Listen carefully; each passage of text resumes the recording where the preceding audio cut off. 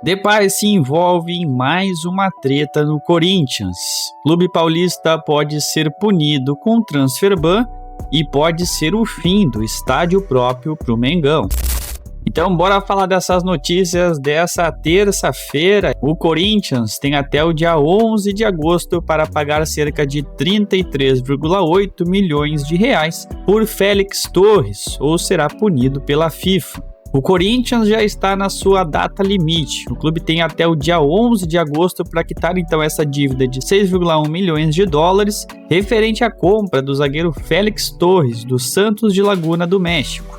A decisão foi mantida pelo CAS, Corte Arbitral do Esporte, que rejeitou o recurso apresentado pelo próprio Timão. O que está em jogo no final das contas? Se não pagar até a data estipulada, o Corinthians pode não ter a possibilidade de registrar novos jogadores a partir da data seguinte, dia 12 de agosto, o que compromete qualquer movimentação do mercado no restante da temporada. O zagueiro foi contratado então por cerca de 6,5 milhões de dólares, mas o clube só pagou aproximadamente 2 milhões até agora. O restante virou alvo então de ação na FIFA, que determinou o pagamento imediato do valor restante, com multa, juros e honorários incluídos. Félix Torres tem sido peça fundamental do elenco. Participou de 77 jogos pelo Timão.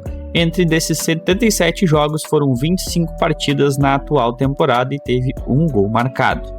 O Corinthians inclusive tentou recorrer ao CAS após a condenação da FIFA, mas perdeu novamente, agravando ainda mais o risco de punição. E tem mais uma bomba à vista. O clube também enfrenta problemas da compra de Rodrigo Garro, que envolve o Talheres, lá da Argentina. A decisão deste segundo processo ainda não saiu, mas a tendência é de mais pressão financeira e esportiva sobre o alvinegro. Torcedor corintiano, será que a nova diretoria vai conseguir dar a volta por cima ou o clube vai ter que fechar janelas sem poder inscrever mais nenhum jogador? Deixe aí no campo de comentários qual é a sua opinião a respeito disso. O sonho do estádio próprio do Flamengo pode estar prestes a chegar ao fim. A atual diretoria do clube, liderada por Luiz Eduardo Batista, marcou uma reunião com o Conselho Deliberativo para a próxima segunda-feira, dia 11, onde deve então anunciar oficialmente a desistência da construção da nova arena na região portuária do Rio de Janeiro. Segundo a apuração do Globo, o projeto não faz mais sentido economicamente. A estimativa inicial era de 2 bilhões para a obra, que teria capacidade para em torno de 77 mil pessoas. Só que a conta, pelo visto, não fechou e pode ficar ainda mais caro do que já havia sido previsto. Seria o fim de um sonho?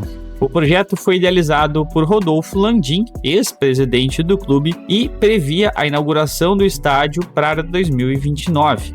Com a possível, então, desistência, Landim criticou publicamente, afirmando que isso mata o projeto e pode gerar, inclusive, prejuízos jurídicos, políticos, incluindo a devolução do terreno à Caixa Econômica. Então, de acordo com o atual presidente, se ele não seguir adiante, o prefeito não vai levar a terra para frente e vai ter que devolver o terreno. Tem um risco enorme, não só operacional e financeiro, mas também, como a gente comentou anteriormente, politicamente também falando. E o Maracanã? Na mesma reunião, então, foi debatida a concessão do Maracanã, que foi renovado por mais 20 anos em 2023, com a gestão dividida entre Flamengo com 65% e Fluminense com 35%. O BAP ainda se defende, pois sem emoção, só razão. Segundo o atual mandatário, o clube não tomará nenhuma decisão que comprometa suas finanças ou obrigue a uma possível conversa em virar uma SAF. Se a gente não tiver a certeza absoluta que isso não empurrará o Flamengo para virar uma SAF ou que comprometa a performance esportiva do clube, não vou fazer o estádio. O estádio sim, ele é super importante, só que ainda temos 19 anos de Maracanã. Temos que continuar vencendo, fortalecendo o caixa e quando houver segurança completa e definitiva, e aí sim uma decisão será tomada sobre ter um estádio próprio. E você, torcedor rubro-negro, prefere seguir no Maracanã ou acredita que o sonho de ter o próprio estádio ainda vale a pena? Comenta aí embaixo qual é a sua opinião a respeito desse assunto bem polêmico. E agora falando de uma chegada de um brasileiro, estamos falando de Estevão, uma das maiores promessas do futebol brasileiro. foi oficialmente apresentado como jogador do Chelsea nesta terça-feira. O anúncio foi feito há cerca de mais de um ano, em junho de 2024, e desde então foram 14 meses de espera até que Estevão completasse 18 anos e pudesse então finalmente vestir a camisa azul de Londres. Agora o ex-camisa 10 do Verdão se junta ao elenco campeão mundial para a pré-temporada, inclusive com uma ansiedade bem grande acumulada e uma vontade imensa de brilhar. Pelas palavras do Chelsea, a empolgação é clara.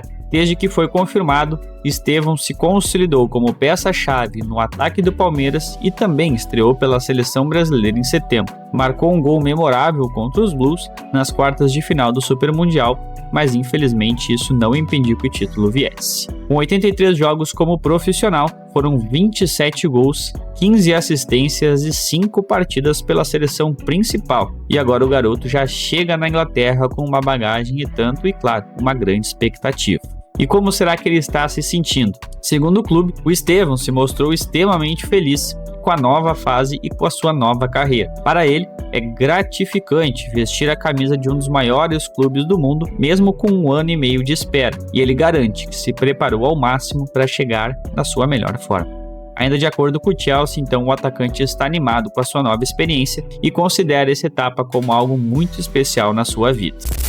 A véspera do clássico entre Corinthians e Palmeiras pelas oitavas de final da Copa do Brasil foi marcada por tensão em treino do Corinthians. Durante então o último treino, ainda nesta terça-feira, antes do derby decisivo, Memphis Depay e Félix Torres se desentenderam feio. Segundo informações do GE, tudo começou após um encontrão um pouco mais forte do zagueiro no atacante holandês, que não gostou nem um pouco dessa abordagem. DP ficou de cara fechada e na sua primeira oportunidade foi para cima do companheiro de equipe. Torres até conseguiu dar uma desviada ali do contato mais duro, mas pelo que foi dito ali pelo GE, então, ele não deixou barato, foi tirar satisfação com o holandês, peitou o Memphis e o clima esquentou completamente, tendo que ser separado por colegas, inclusive. O bate-boca, inclusive, foi tão sério que não só os jogadores, mas também o diretor de futebol, Fabinho Soldado, entrou em ação para apartar os atletas para que a coisa não ficasse ainda assim pior. Esse episódio então expõe o clima tenso nos bastidores do Timão, justamente em um dos momentos mais importantes até agora da temporada. O Corinthians enfrenta então o Palmeiras nesta quarta-feira no Allianz Parque, com a vantagem do empate. Na ida, o Timão venceu então por 1-0, gol de Memphis Depay, que agora se vê no centro de uma polêmica às vésperas de um jogo muito decisivo. Vamos dizer que foi uma polêmica, mas que dá para ver que os ânimos estão exaltados, a gente pode ter a plena convicção. E aí, torcedor corintiano, será que o clima tenso vai atrapalhar ou vai ainda dar mais fôlego para o time entrar em campo e se classificar para as quartas de final da Copa do Brasil? Deixa aí no campo de comentários também qual é a sua opinião a respeito dessa treta que teve ali e se o Corinthians vai ou não vai classificar.